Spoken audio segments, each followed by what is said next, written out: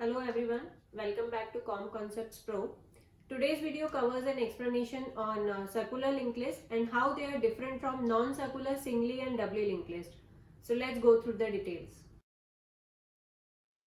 As I had told you in few of my last videos also that linked lists are of three types: singly linked list, doubly linked list and circular linked list.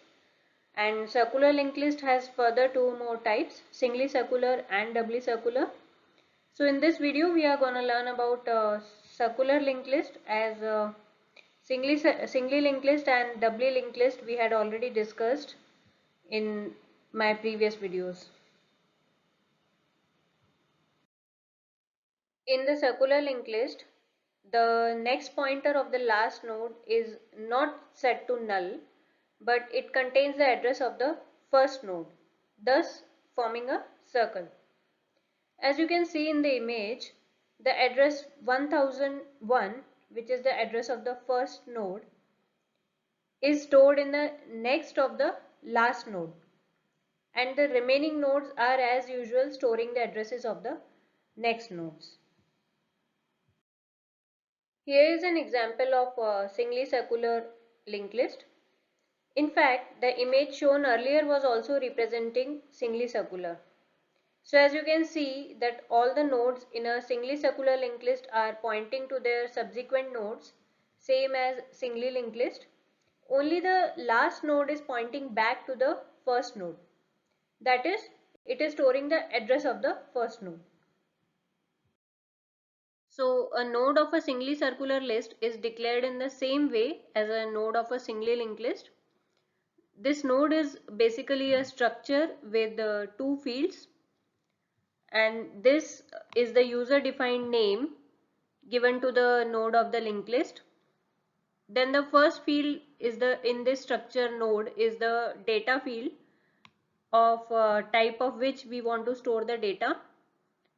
This is also a user defined name, and another field is a pointer variable next of data type struct node, because it is going to point to the next node of the linked list. This one is also a user defined name given to the pointer.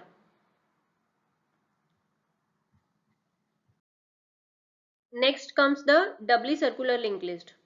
Doubly circular is different from doubly linked list in the way that the previous pointer of its first node stores the address of its last node rather than storing null, and the next pointer of the last node stores the address of the first node rather than storing null.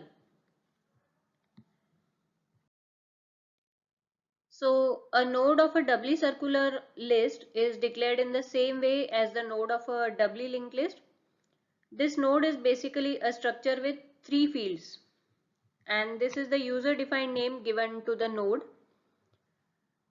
Then the first field in this structure node is the data field of which we want to store the data, of the type which we want to store the data, and this is also this data is the user defined name given to the data field.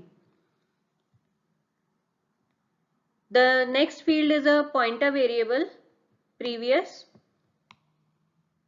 of data type struct node, because it is going to store the address of the node previous to this node, to the current previous to the current node of the linked list, and this previous is also a user defined name. Similarly, there is one more pointer field next, which will store the address of the node next to the current node. However, the difference here with respect to non-circular doubly list is that the previous pointer of the first node will store the address of the last node of the list, and the next pointer of the last node will store the address of the first node of the list.